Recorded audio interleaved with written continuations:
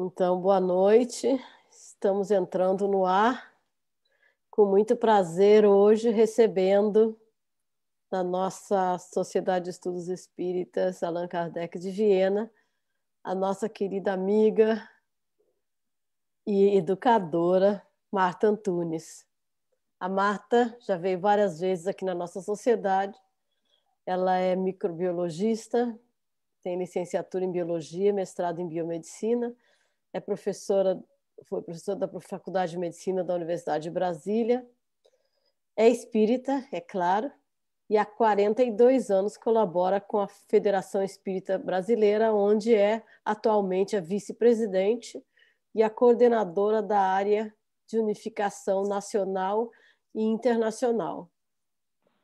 É autora de várias obras espirituais, como Curso de Mediunidade, Exploração Profunda do Ensino Espiritual, Cuidados Espirituais através da Bioenergia, Chico Xavier e Castro Alves, Campanhas Familiares, e especialmente trabalhou vários anos na área de mediunidade da FEB, coordenando os estudos.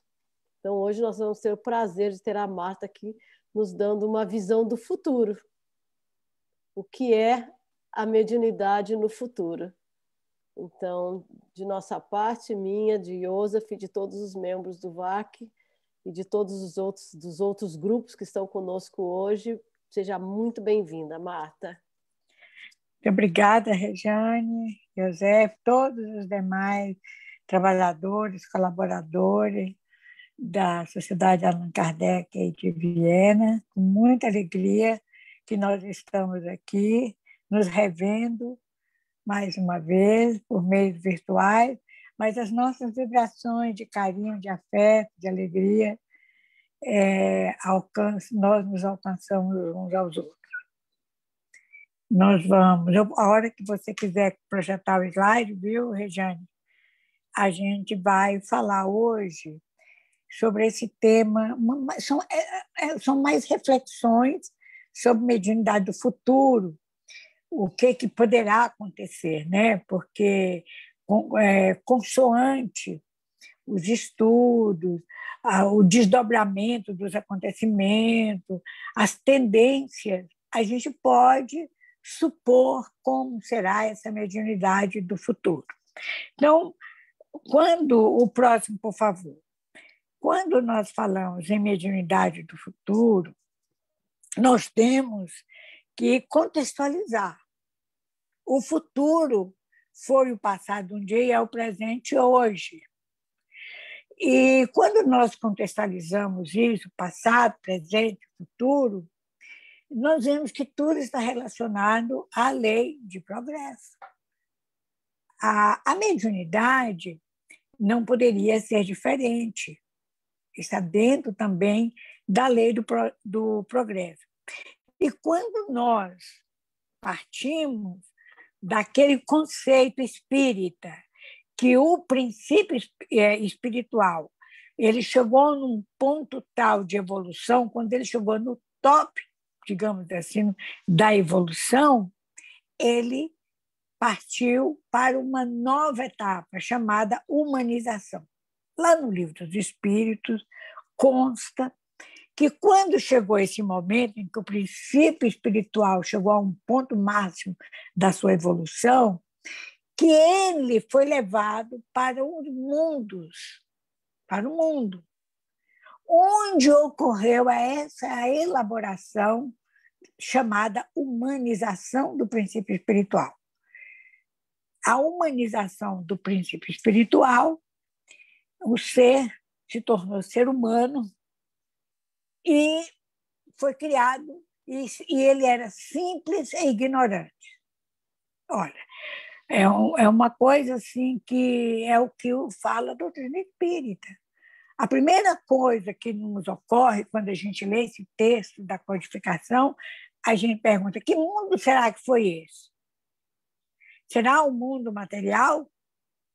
Será o mundo espiritual? Ou é um mundo como nós, que tem a parte material, física, com habitantes, e tem a parte espiritual? Ou será o mundo transitório, né?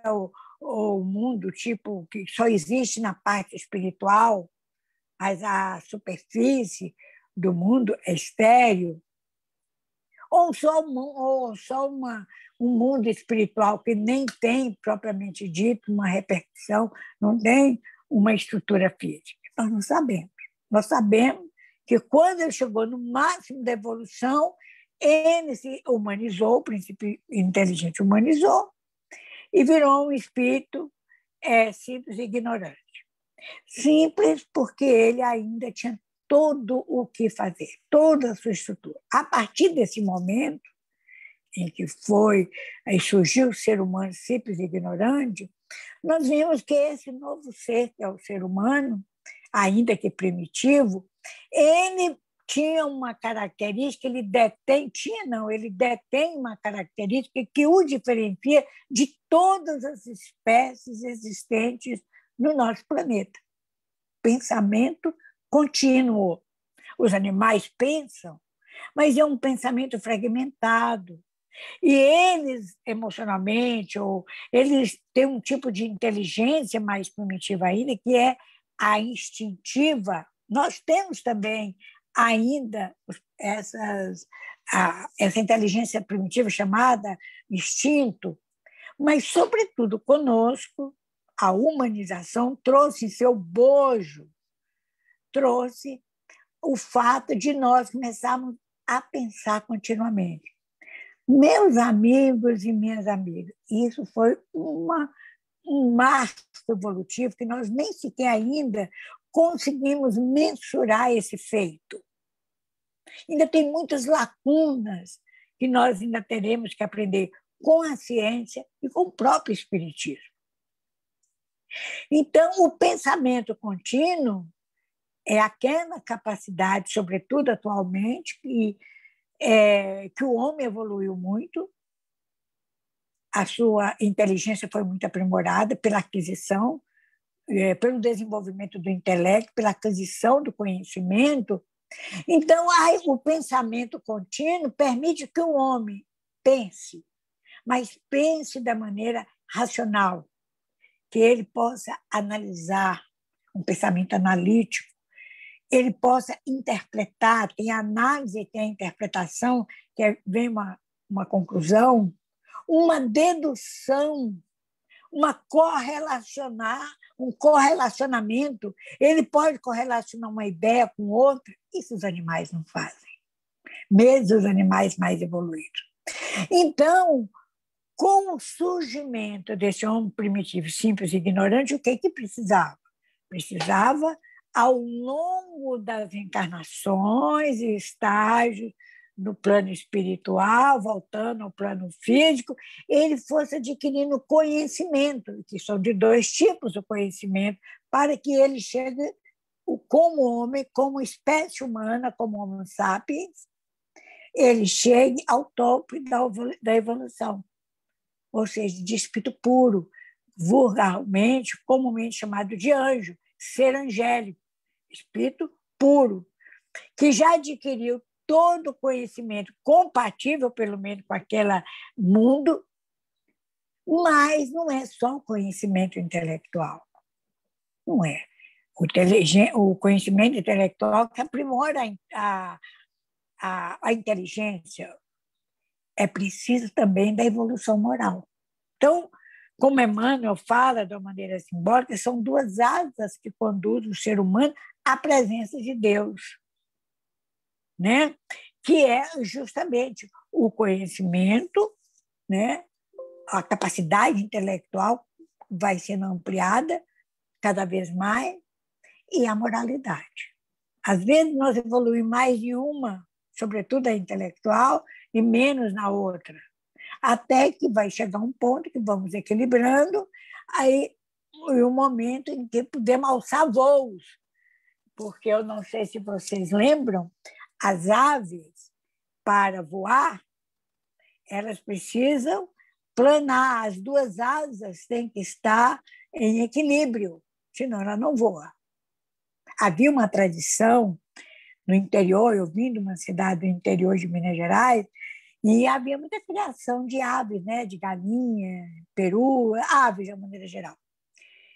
Então, para que as aves não fugissem, não fossem para o quintal do vizinho, cortava-se um pedacinho das penas, das asas dela, de um lado só.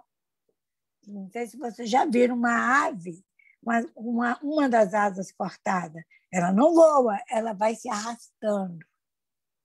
Então, para que nós possamos planar, nós temos que voar. E para voar, efetivamente, nós temos que desenvolver a inteligência através do conhecimento e da moralidade. Bom, então, tudo isso acontece quando a gente fala em inteligência, a gente está falando uma coisa muito ampla da capacidade pensante.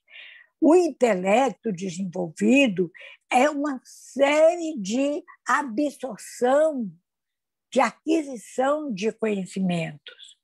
E o ser humano vai aprimorando as suas faculdades. E uma dessas faculdades é a faculdade psíquica, porque, na verdade, esse corpo físico que nós temos nessa encarnação, o nosso próprio perispírito, são transitórios. Nós somos mente espiritual. Então, com isso, a mediunidade, enquanto uma faculdade psíquica, ela também evolui. Obviamente, tudo evolui. Então, ela vai também evoluir, vai se aprimorar. Então, no passado, nós temos um tipo de prática mediúnica do homem primitivo, depois do homem que se organizou em tribos ou em clã, formando os seus primeiros núcleos da cidade, até chegar ao dia de hoje. No presente, houve um desenvolvimento desde a época de Kardec, em que a prática mediúnica, então, o reconhecimento dessa faculdade psíquica do ser humano, ela passou a ser trabalhada, ela passou a ser vivenciada, ela foi formalizada, não como algo assim, muito distante, simbólico, que no passado teve perseguições, né? Porque eram pessoas demoníacas, que tinham a percepção extrasensorial. Não, Kardec ele sistematizou a mediunidade, entre outras coisas. Então, categorizou, nós vamos falar um pouquinho sobre isso. E no presente, nós vivemos no presente, tudo aquilo nós, como espírita, aquilo que nós aprendemos com a doutrina espírita, mas a gente já percebe pelas crianças que estão aparecendo, que estão renascendo, que já existe certo aprimoramento ou certos nuances da faculdade mediúnica, e não havia, por exemplo, na minha geração. Não havia na minha geração, porque tudo vai aprimorando.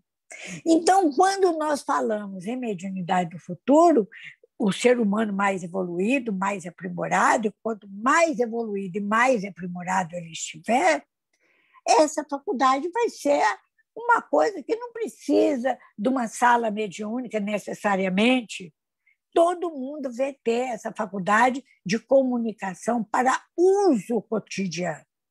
Vai ser a maneira, a forma como os espíritos, como as pessoas se comunicam, esteja encarnado ou desencarnado.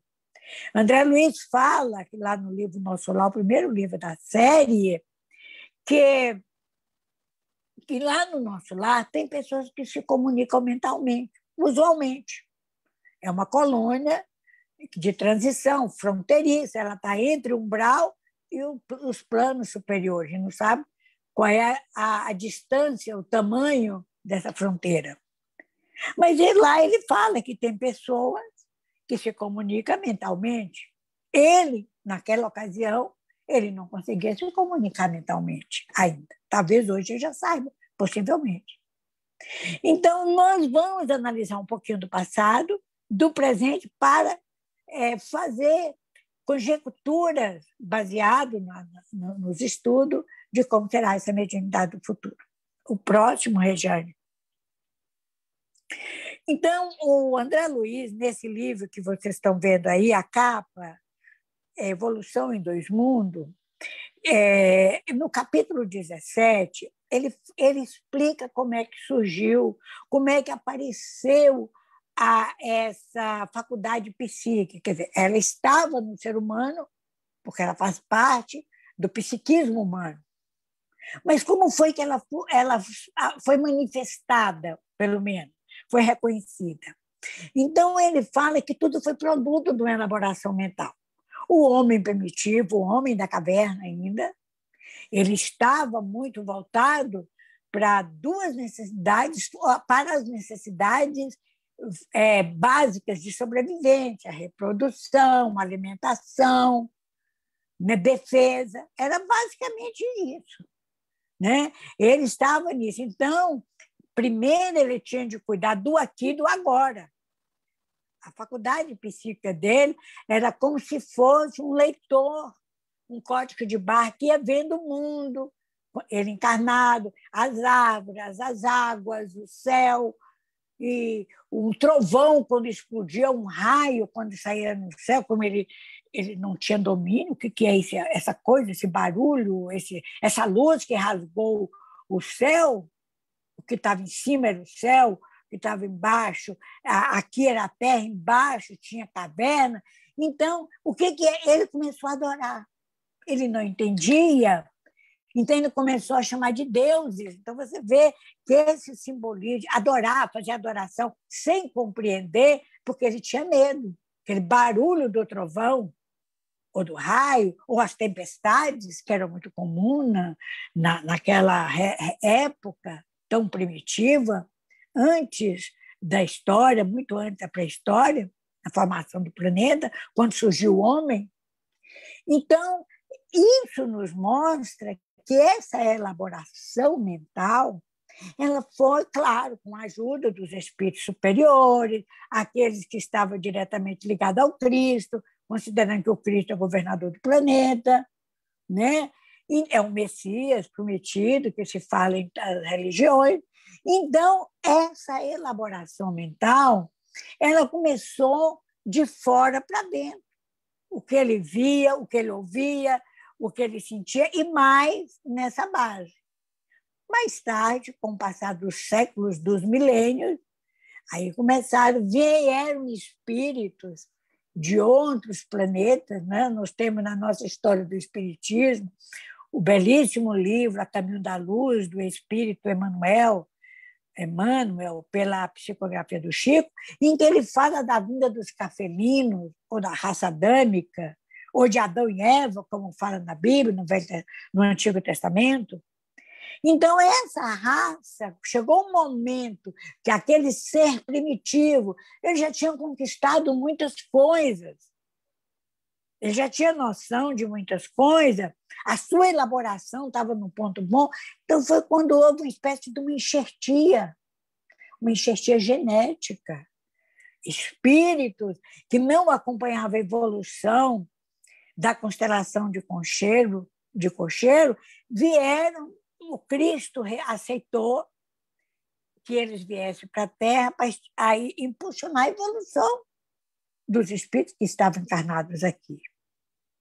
Então, é por isso, inclusive, meus amigos, que surge aquela ideia que muitas religiões, inclusive algumas orientais, elas acham que o ser humano pode reencarnar num animal.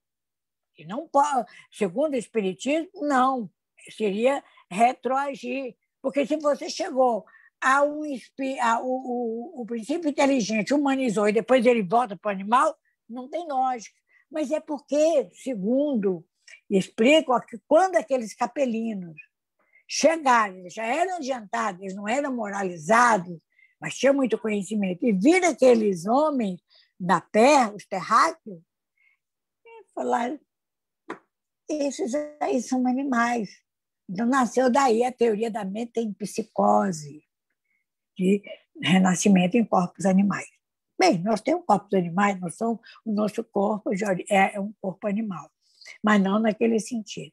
Então, André Luiz fala nesse livro, e sobretudo no capítulo Elaboração Mental e no item Intuição, como foi que começou essa elaboração. A pessoa saía do corpo, a pessoa mais primitiva, o espírito ainda, o homem lá, na caverna, um pouco depois dele, alguns séculos depois dele, ele dormia à noite, dormia na hora que ele tinha que dormir, de noite, qualquer hora, mas ele não saía do corpo, ele ficava muito colado ali no corpo, o seu espírito ficava ali. Daqui a pouco, à medida que ele foi evoluindo, que ele foi ampliando, que ele foi relacionando, daí a importância do gregarismo para a formação do homem. O homem, o animal gregário, ele precisa de outros membros do seu, outros seres humanos para evoluir. Ele foi havendo troca de experiência. E, com isso, a elaboração mental dele foi ampliando. Com essa elaboração mental, que ele estava interpretando, que ele estava analisando, que ele estava refletindo, que ele estava concluindo, certo ou errado, ele começou, as suas faculdades psíquicas começaram a se manifestar. E André Luiz fala nesse capítulo 17, sobretudo, que a primeira mediunidade que surgiu no ser humano, um momento ocupado. A primeira mediunidade que surgiu no ser humano foi a intuição. A intuição. E os espíritos falam, os espíritos esclarecidos falam que será possivelmente a mediunidade síntese do futuro. Se nós formos analisar os dias presentes, nós vamos ver que a intuição ela é muito utilizada nessas multinacionais, essas pessoas que são altamente criativas em tecnologia ou não, como a Google, como a Microsoft, como a Apple, que são pessoas que pegam a ideia no ar. Isso é a minha manifestação da intuição. Às vezes a pessoa nem sabe, a ideia está no ar e pegou. Então, a André Luiz fala que foi a primeira que surgiu. Ela é, vamos dizer assim, a que deu a matriz da mediunidade, depois da elaboração mental, que deu origem às demais faculdades mediúnicas. O próximo. Então, andando com a mediunidade inicial, André Luiz nos fala nesse livro que começou o espírito, ao sair do corpo, quando dormia, na hora do repouso, que ele ia dormir, ele começou a ver, a perceber outras pessoas, outros espíritos que estavam fora do corpo, o corpo dormindo como o dele, e perceber. Então, ele começou a iniciar uma comunicação, porque a mediunidade, uma faculdade de comunicação, e ele entrar em ondas mentais semelhantes. Então, se alguém tinha o mesmo hábito, pensava igual, se agia igual, eles começaram a fazer uma comunhão, uma coisa muito elementar ainda, né?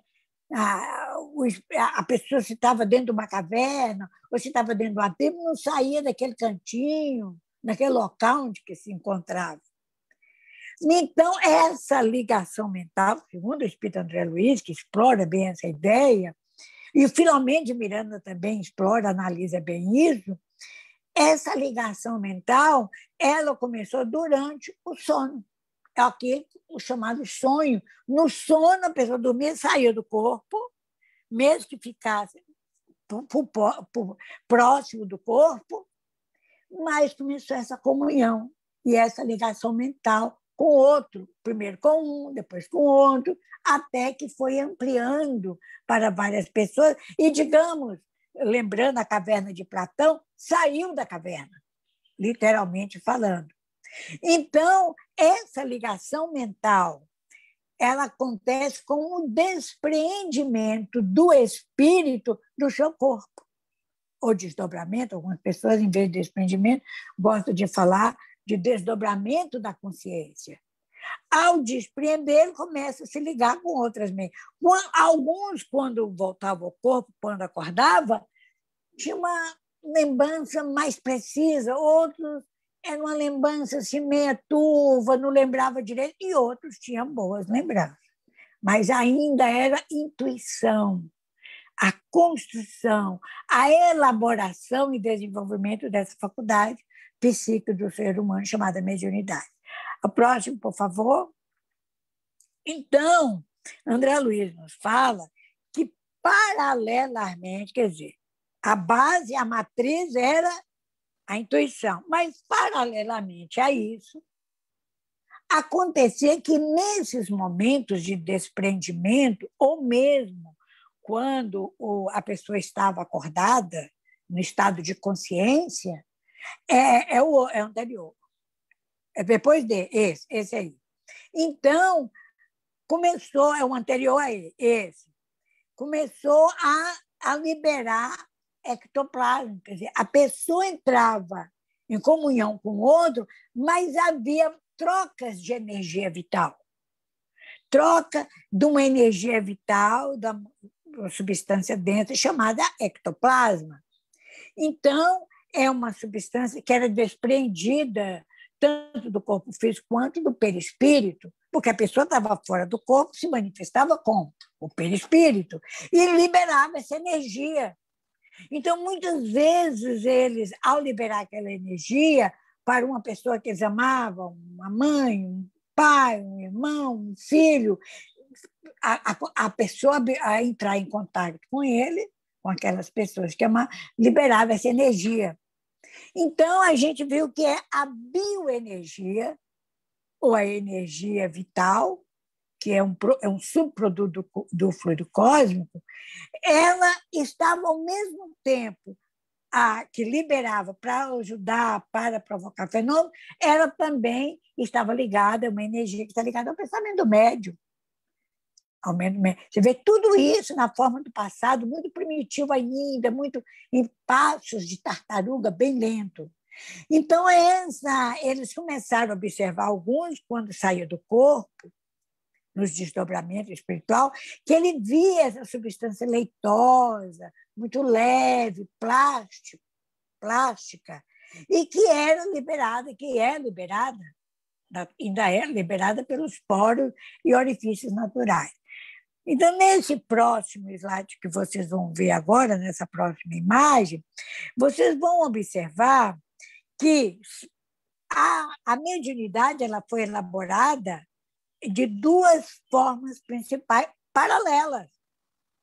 Quer dizer, paralelas, que eu digo assim, concomitantes. Uma que é a intuição, que à medida que foi evoluindo, foi progredindo, ela chegou nos efeitos intelectuais que hoje nós conhecemos.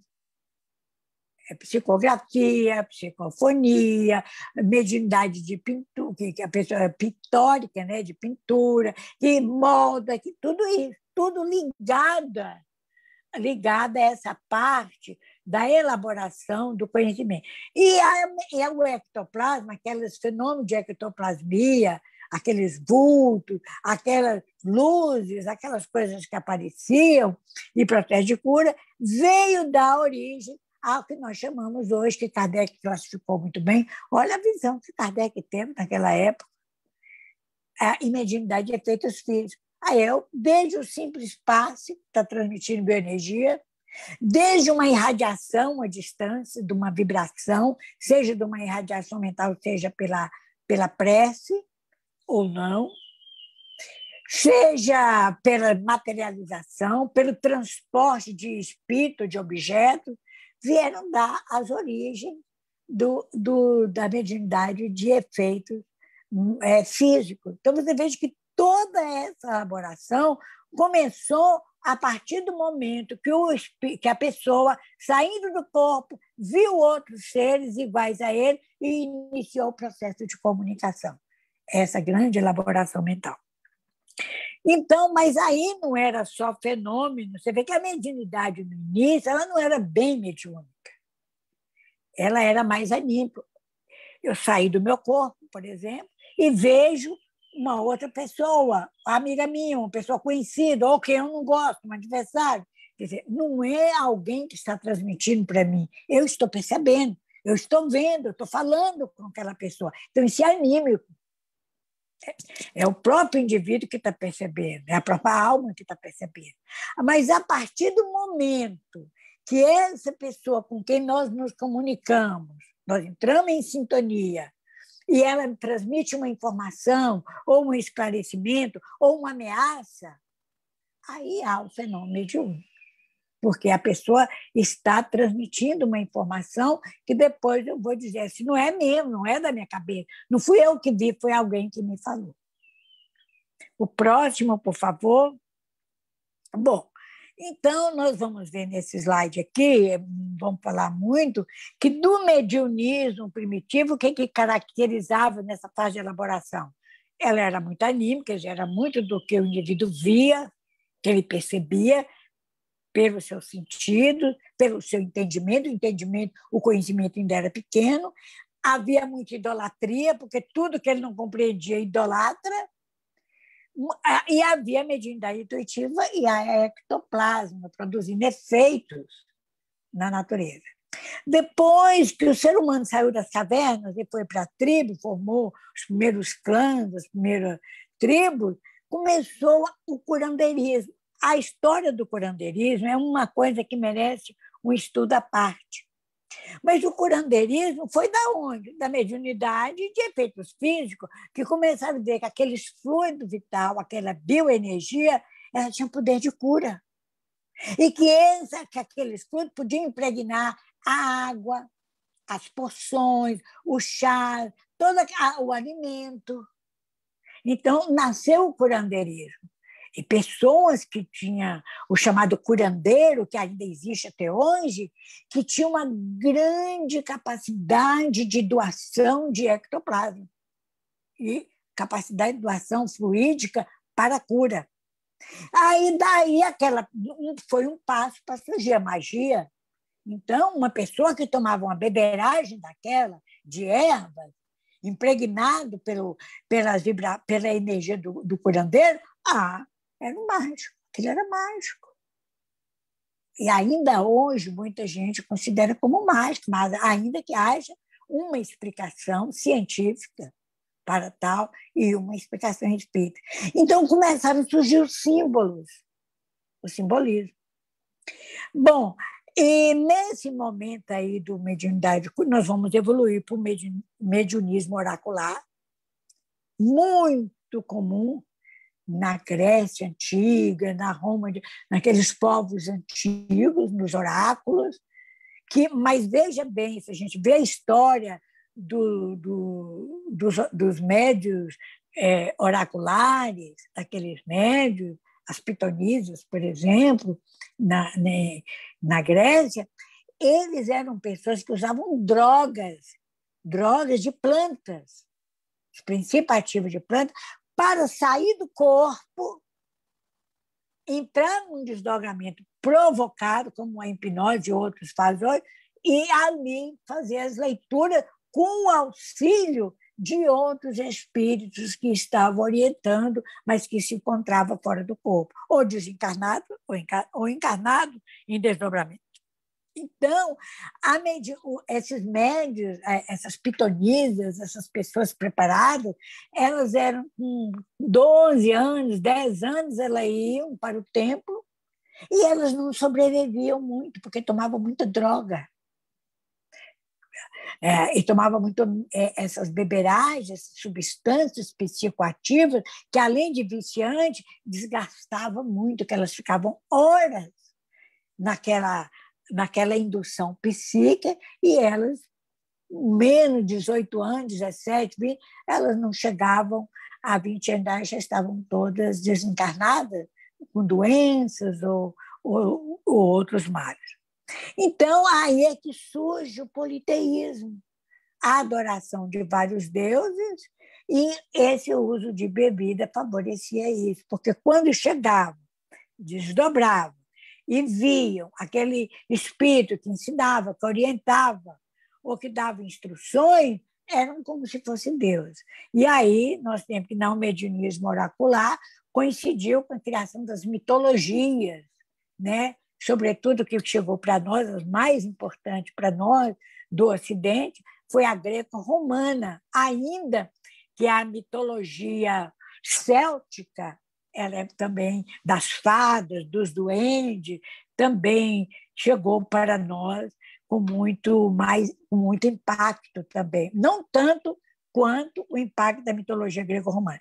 Aí nós vamos ver, mas já era uma mediunidade mais elaborada. Quando nós chegamos no mediunismo bíblico, foram séculos de profetas, de profecias, de manifestações de efeito físico em plena luz do dia, de transporte, todo tipo, bem mais com aspecto de religiosidade. Então, nós vamos pulando. Depois que Jesus foi crucificado e ocorreu a crucificação e a ascensão dele, nós vamos encontrar numa festa de comemoração do Pentecostes, a saída do Egito, o efeito Pentecostes chamado vozes, os espíritos, muitas vozes se manifestaram, ou manifestaram pela boca das pessoas, dos médiuns, ou se materializavam as vozes. Eram vozes que davam uma única mensagem, segundo os estudiosos, inclusive estudiosos de linha protestante, era uma mesma mensagem de louvor a Deus e tudo, mas falada em línguas diferentes. Até nós chegarmos ao mediunismo espírita. Mediunismo é uma palavra que significa prática da mediunidade. Então, o mediunismo, que aí nós começamos a estudar o transe, nós não usamos mais transe através de bebidas, nem de indução hipnótica, nada disso. É o transe. Aí vamos ver que os médiuns, e Kardec, então, ele faz a sistematização da mediunidade, vendo que havia efeitos físicos e de efeitos secundários. E cria-se o hábito no meio espírita do grupo mediúnico, que é uma reunião geralmente semanal, onde faz esse treinamento, vai treinar esse intercâmbio entre os dois planos, ainda que a mediunidade, como é uma faculdade psíquica, ela funciona 24 horas por dia. Ela não precisa estar dentro de um grupo mediúnico para eu captar uma mensagem do espírito e responder a ele. Não preciso. Mas como nós não somos ainda suficientemente educados para lidar com isso, nós precisamos desses treinamentos, desses exercícios numa reunião mediúnica que vai não só adestrando, melhorando a nossa faculdade de poder de comunicação entre os dois planos da vida, mas também nós começamos a compreender melhor a realidade extrafísica, o plano espiritual. O que acontece com as pessoas quando elas desencarnam? E nessas reuniões mediúnicas, às vezes se preparam reencarnações conforme o grupo. Mas, infelizmente, é uma coisa que eu lamento, com todo esse conhecimento espírita que nós temos, começada a codificação, muitos médios ainda veem como uma coisa que era da época primitiva, uma coisa mágica, ou pelo menos na época tribal, de mágica, de uma coisa sensacional. Os médios, os mais bem adestrados, os melhores, eles são idolatrados, quando, na verdade, é uma faculdade psíquica que está dentro de todo o ser humano. O próximo, por favor. Então, aqui nós mostramos para vocês o próximo. São figuras, aí, a chamada pintura rupestre, né? Um pouquinho antes.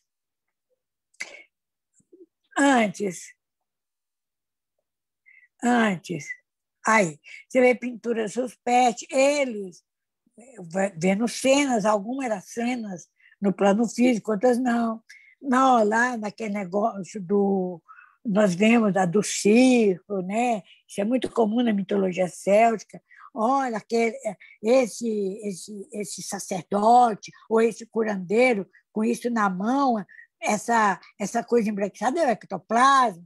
Depois eles começaram a fazer as carrancas, os totens, porque eles começaram a ver que havia espírito bom e havia espírito mau. Então, eles notavam que eles tinham medo daqueles que apareciam com aquelas figuras que causavam medo. Então, eles reproduziam isso. Nós temos aqui também uma outra imagem, ainda comum, em certas regiões do continente africano, que ele usa uma série, pinta o rosto, coloca, você vê dentes, coisa pendurada no cabelo, na orelha, no braço, para afastar os maus espíritos.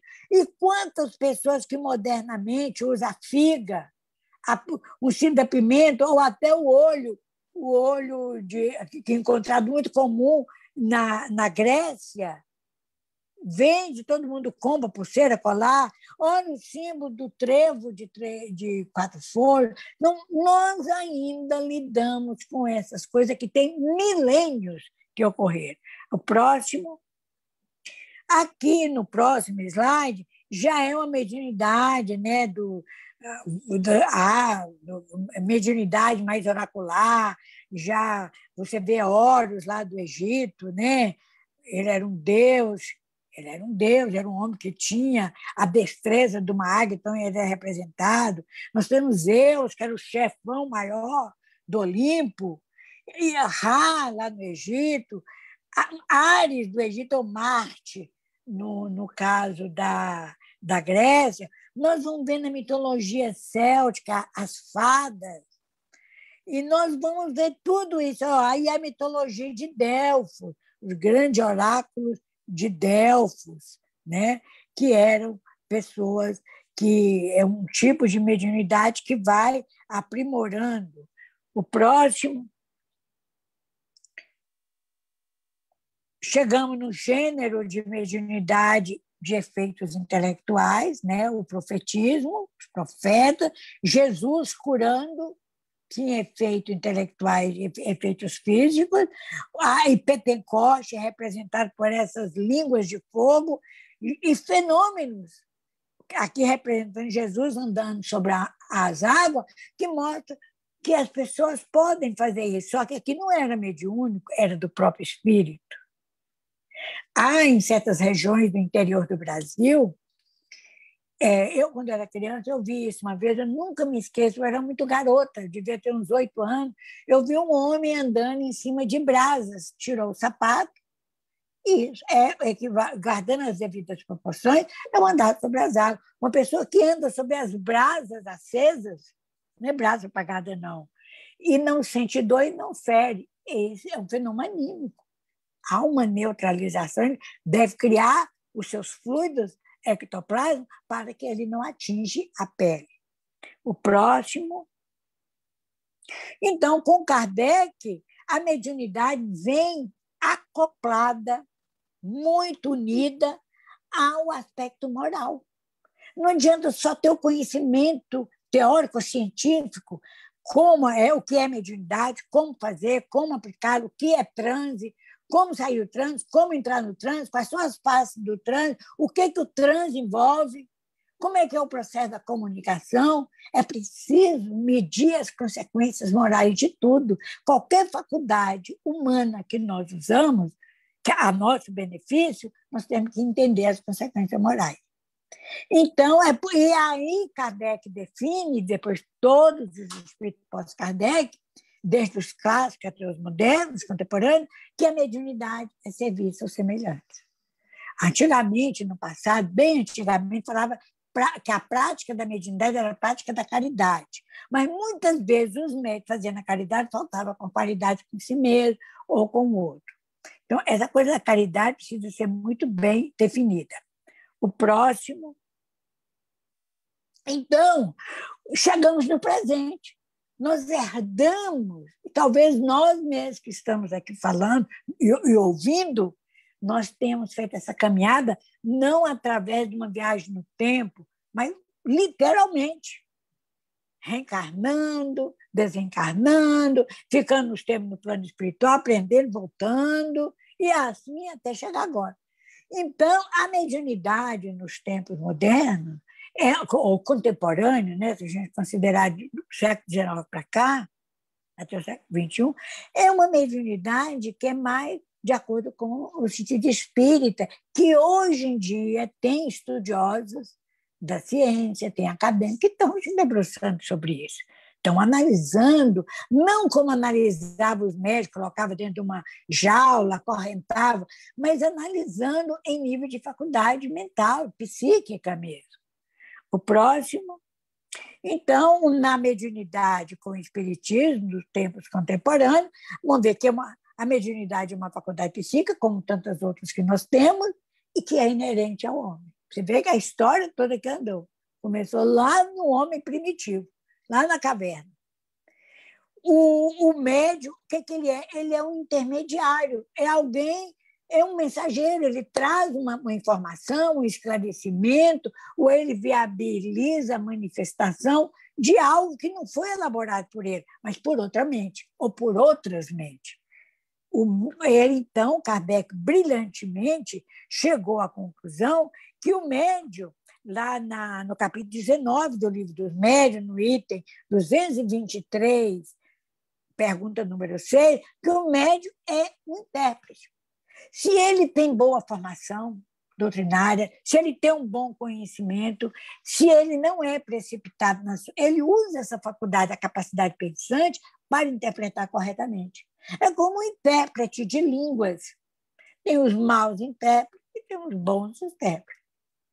Então, a coisa aí, a mediunidade, por ele ser um intérprete, é sempre de natureza da percepção dele, da interpretação dele. Então, pode estar até equivocado, interpretou uma coisa errada. Por isso que é importante a pessoa ponderar, sobretudo quando a mensagem que fala de acontecimento futuro, que usa o nome de espíritos superiores, então você tem que botar um pé no freio e analisar com cuidado. Em diante, outra coisa com relação à organização sensitiva, para que nós possamos ter uma mediunidade, nós precisamos manifestar nossa faculdade, eu tenho que ter o perispírito, eu tenho que ter o perispírito, esteja encarnado ou não, porque o perispírito é o meio pelo qual nós nos comunicamos convosco, nos fala Kardec, os espíritos. É um meio, ele utiliza o perispírito. Depois, André Luiz vai explicar isso maravilhosamente, quando ele fala dos centros de força, que estão localizados no perispírito, que entra em contato com os plexos nervosos do corpo físico e vem a resposta à transmissão da mensagem. O próximo, por favor. Então, Kardec nos mostrou que nós temos que medir as consequências morais. Nós temos aí um exemplo de um grande médium, Chico Xavier, um outro grande médium é o Divaldo Pereira Franco, está encarnado, está entre nós, graças a Deus. A Ivone Pereira, nós citamos grandes intérpretes. Nós somos pessoas comuns. Às vezes nós interpretamos melhor, outras vezes não. Porque precisa, não é só o conhecimento é fundamental. A moralidade é fundamental, tanto que Kardec reserva no Livro dos Médiuns um capítulo inteiro para falar da influência moral e um capítulo inteiro para falar da influência do meio onde a pessoa vive. Mas, muitas vezes, é o espírito comunicante, ele está muito além da nossa capacidade de interpretação. Então, a gente interpreta mais ou menos. Então, Kardec foi quem classificou a mediunidade de efeito físico de efeitos inteligentes ou intelectuais. Próximo. Nesse aqui, como fala que precisa aquele corpo, do perispírito, uma estrutura sensitiva que o espírito leva até o perispírito a ideia que foi captada de outro, leva no perispírito aos centros de força e que chega até o corpo físico através dos plexos nervosos e aí chega, se é para psicografar, vai psicografar. O cérebro físico vai acionar o órgão, a mão, a parte motora, se é para falar, vai acionar os órgãos da fala, se for da visão e por aí afora. Então, nós precisamos do perispírito. Se estamos encarnados, além do perispírito, tem um corpo físico. Se estamos desencarnados, não tem um corpo físico, então é só o perispírito.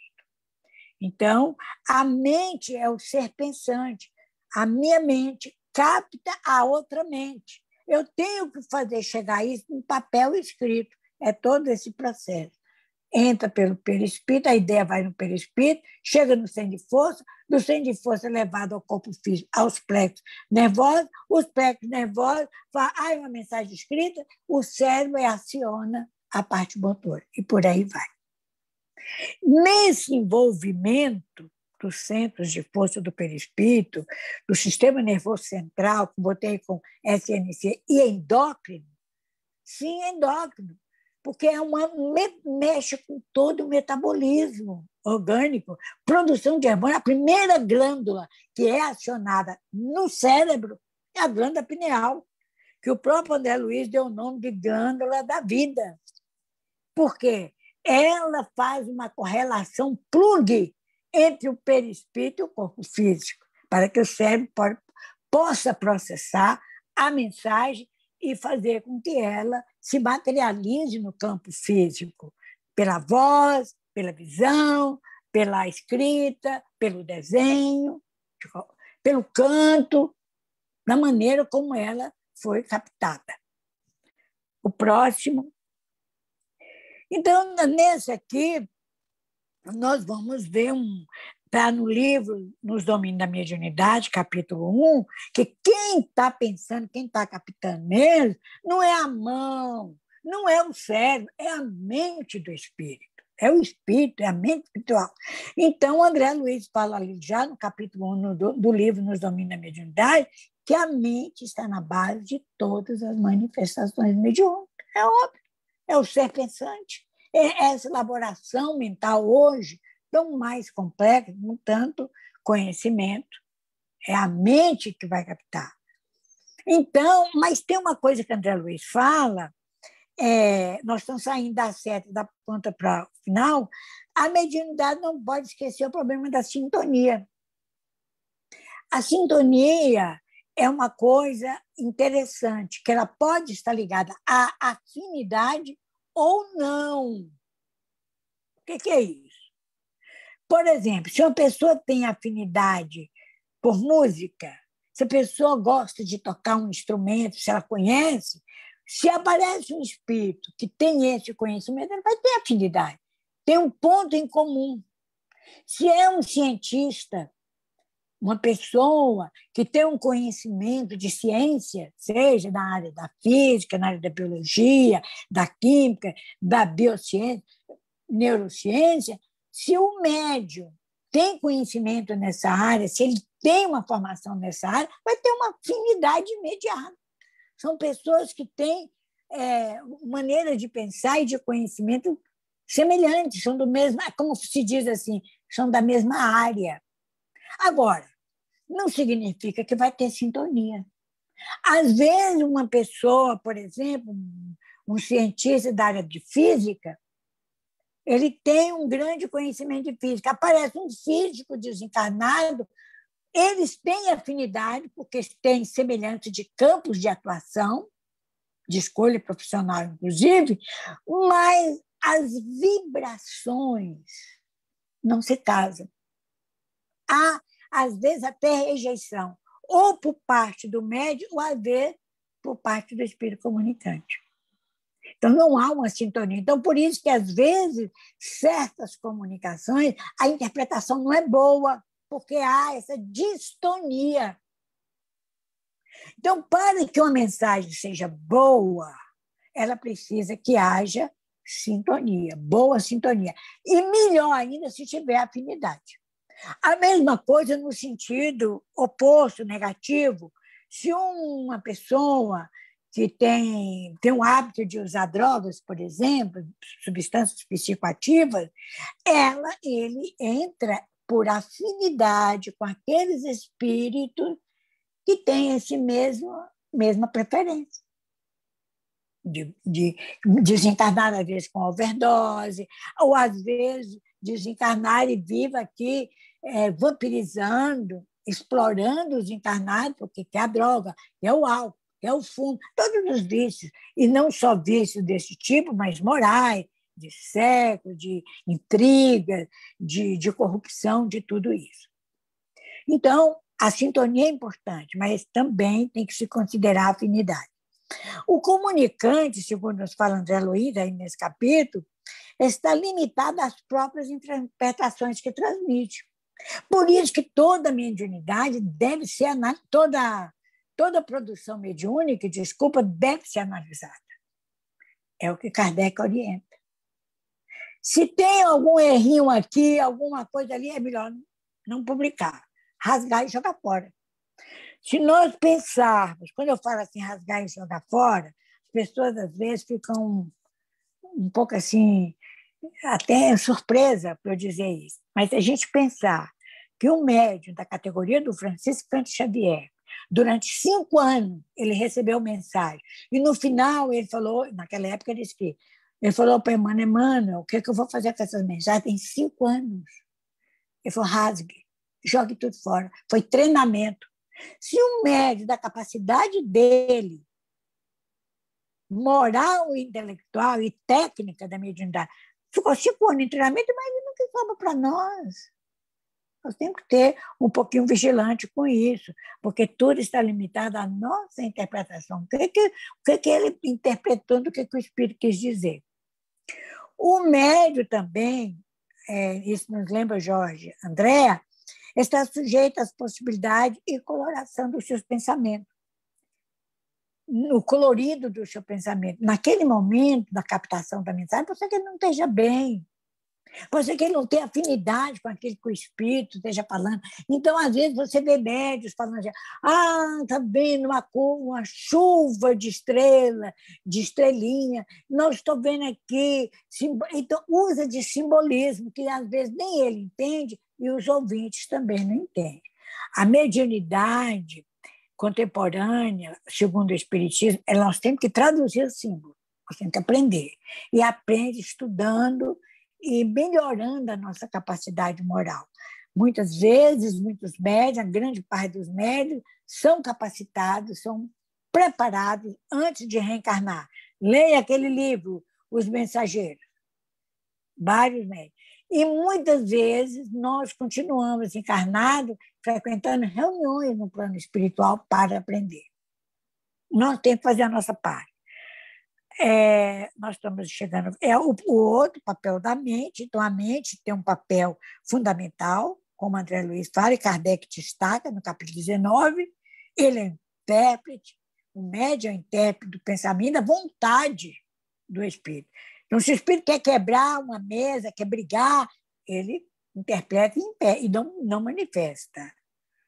E Kardec fala da mesma forma como é preciso que um fio elétrico para comunicar a grande distância, uma notícia, e na extremidade do fio uma pessoa inteligente que recebe e a transmite. É isso aí. Próximo. Agora nós vamos falar da mediunidade do futuro e nós estamos encaminhando tudo isso para chegar na mediunidade do futuro. E eu botei uma frase de Kardec, que lá da Gênesis. Com o Espiritismo, a humanidade deve entrar numa nova fase, a do progresso moral, que é a consequência inevitável. Por quê? Conhecendo a parte moral, nós médios ostensivo ou não, nós vamos medir cada palavra, cada pensamento. Nessa multidão de espíritos que existe à nossa volta, nós vamos começar a selecionar, fazer sintonia com os melhores. Não os melhores só em termos de conhecimento, mas melhor em termos de moralidade. Então, Kardec fala que tudo, absolutamente tudo, tem que se medir as consequências morais. E o guia que ele nos dá para nós abalizar, para colocar na balança o que é bom, o que é ruim, é a moral ensinada pelo Evangelho de Jesus. Então, nós precisamos, quer dizer, a humanidade do futuro, está lá no último capítulo da Gênesis, os sinais dos tempos, ela vai ser muito mais moralizada. Ela sofreu tanto, nós estamos na transição. Estamos a caminho, rumo ao mundo de regeneração. Um mundo de regeneração que, para nós, agora, no momento, é o ideal, porque nós vivemos num mundo de expiação e provas, onde o mal predomina. O mundo de regeneração, o mal vai estar em equilíbrio com o bem. Ainda existe o mal, está em equilíbrio, mas vai ser um mundo mais moralizado. Porque quando a gente for dar uma informação mediúnica ou não, a gente pesa a repercussão dela. Nós somos seres pensantes.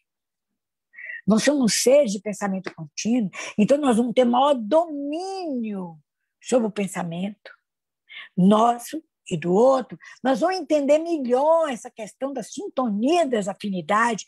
Se vocês quiserem conhecer um pouquinho mais sobre esse assunto, a sintonia e afinidade, procura um livro de Emmanuel, da psicografia do Chico Xavier, chamado Roteiro. Nesse livro, Roteiro, Emmanuel tem um capítulo que ele fala de sintonia, explica, e outro que ele explica o que é afinidade. É um primeiro estudo que dá para se entender bem a diferença. Próximo. Então, a mediunidade do futuro já aparece. Ela vai estar em bases morais mais sólidas. A segunda coisa da mediunidade do futuro é a chamada mediunidade de síntese.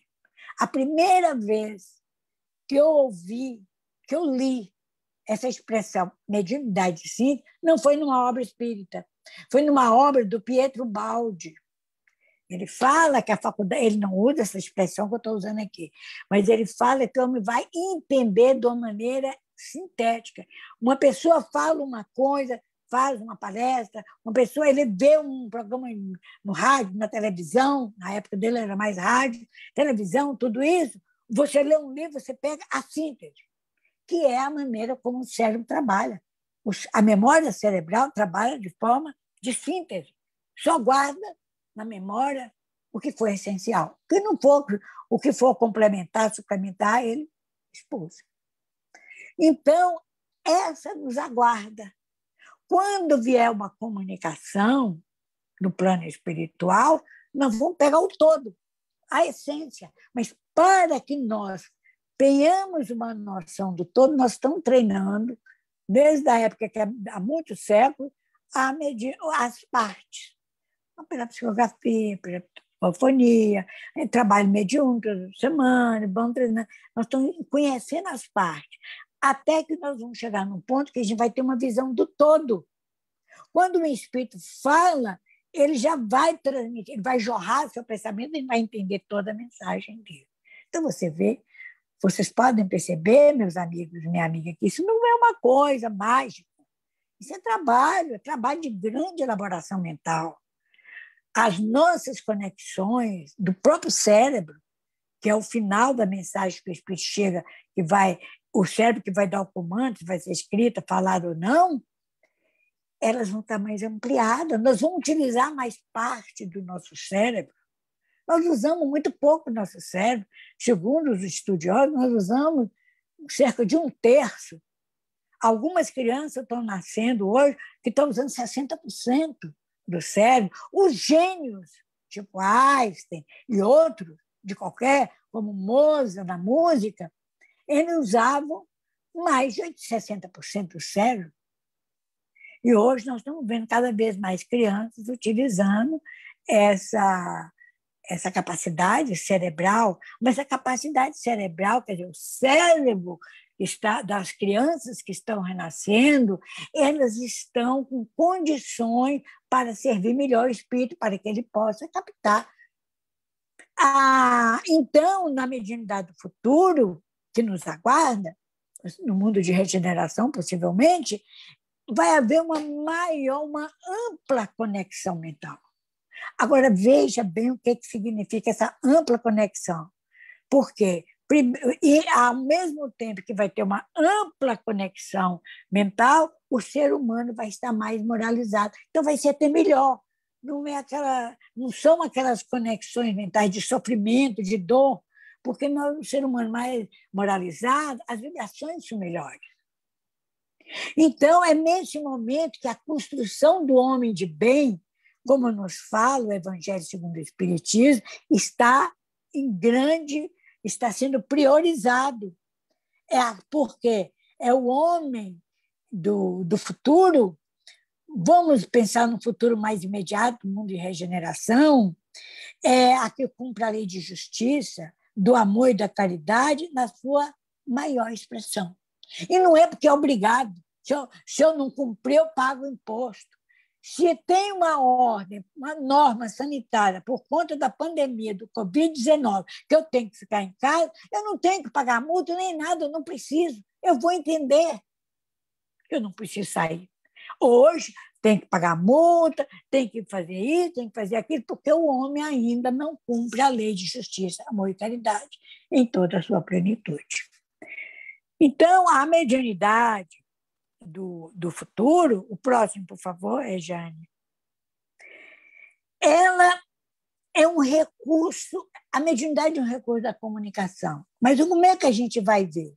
Um emissor, digamos, um espírito, ou pode ser um encarnado ou desencarnado, um emissor que está direcionado para um receptor. Um emissor que quer enviar uma mensagem para um receptor que está na outra ponta. Pode ser do plano espiritual para o plano físico, pode ser do plano físico para o plano físico e pode ser do plano espiritual para o plano espiritual. Ou pode ser o contrário, do plano físico para o espiritual. Então, é um emissor, alguém que está enviando uma mensagem e outro que está recebendo. Então, o canal é o médium que está captando isso. E a mensagem. Ele é o canal e esse canal ele está captando o que? A mensagem. Mas na mediunidade do futuro, isso é o que acontece agora, normalmente, já há algum tempo. Mas na mediunidade do futuro, como vai haver maior moralização, o ser humano está mais, vamos dizer assim, mais elevado, vibracional, há mais paz, há mais harmonia, não há essa carga pesada de vibrações envolvendo o planeta, muitas mentes podem entrar naquela sintonia e captar. Então, aquela mensagem daquele emissor pode ser endereçada a um receptor específico, há formas de codificar isso, mas pode ser jogada e vários captarem. Isso já acontece hoje, mas vai ser de uma maneira mais aperfeiçoada. Próximo. Então, a ligação vai ser mais mente a mente, meus amigos.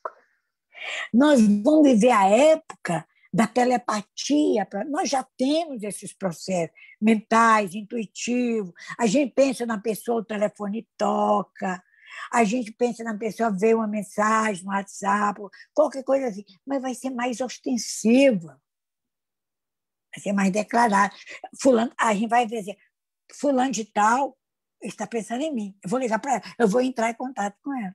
Ou então já vem a mensagem direta na nossa cabeça. A pessoa pensa e já manda a mensagem. A gente já capta e vai tomar as providências. Porque, como eu falei no início, lá no nosso lar, na colônia Nosso Lar, há pessoas que se comunicam telepaticamente. Então, no futuro, na mediunidade do futuro, a gente vai usar a fala, como tem os habitantes do nosso lar que usam a fala. Como os espíritos que estão nas regiões inferiores querem se comunicar com as regiões superiores, podem fazer através de tecnologia, que existe muitas, mas pode também fazer por conta do pensamento. Então, as distâncias não atrapalham o pensamento. Então, isso que será o nosso... Nós seremos mais telepatas. A mediunidade de síntese, com essa melhoria moral e com essa melhoria do conhecimento e da tecnologia, nos transforma em telepatas. Tem hora que a gente vai precisar falar verbalmente, tem hora que não. A gente fala pelo pensamento. Então, pode ser de indivíduo para indivíduo e pode ser um pensamento de vários indivíduos captando de várias fontes. Nós podemos, por exemplo, nós estamos fazendo aqui uma live, uma comunicação virtual, que eu estou falando e vocês estão ouvindo, mas nós podemos fazer uma conversa virtual, um diálogo virtual, um debate virtual, várias pessoas falando e outras respondendo, interagindo, mas só que vai ser mentalmente no futuro. É o que nos acenam os estudos. Próximo. Então, nos fala o Livro dos Espíritos, na questão 629, como para que aconteça, para nós nos transformarmos em telepatas universais, a humanidade se telepata, é importante esse desenvolvimento moral. E por quê? A moral é a regra da boa conduta e, portanto, a distinção entre o bem e o mal. Nós vamos saber, nessa ocasião, no futuro, já sabemos distinguir o que é bem e o que é mal. O que é bem para mim, o que é mal para mim, o que é bem para os outros, o que é mal para os outros. E é fundamentado na observância ou na observação da lei de Deus. Nós não vamos conhecer mais a lei de Deus.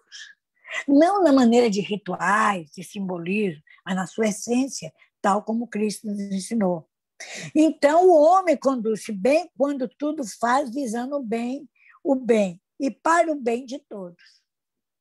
Porque então observa a lei de Deus. Então, o outro é o nosso. O que não é bom para mim não é bom para o outro. Então, o outro, o próximo, é o nosso instrumento de evolução e da prática da lei de Deus. Então, mas aí vai ser mais harmônico. Então, a gente pode falar com mais liberdade, não vai ter quase... Não vamos colocar máscara. Eu estou com uma aborrecida, estou triste, eu ponho uma máscara. Não. A gente já sabe administrar melhor as nossas emoções, nossos sentimentos. Próximo. E aqui nós encerramos. Vamos caminhar juntos para a mediunidade do futuro.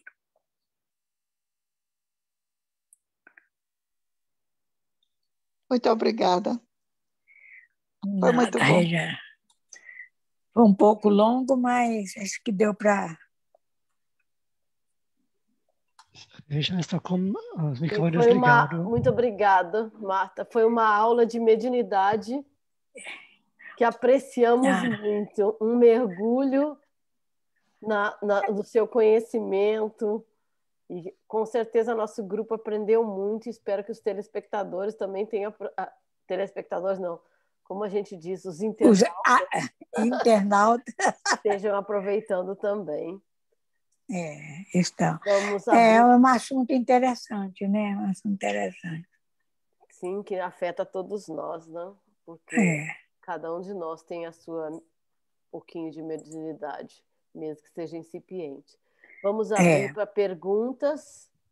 Joseph, você gostaria de fazer alguma colocação?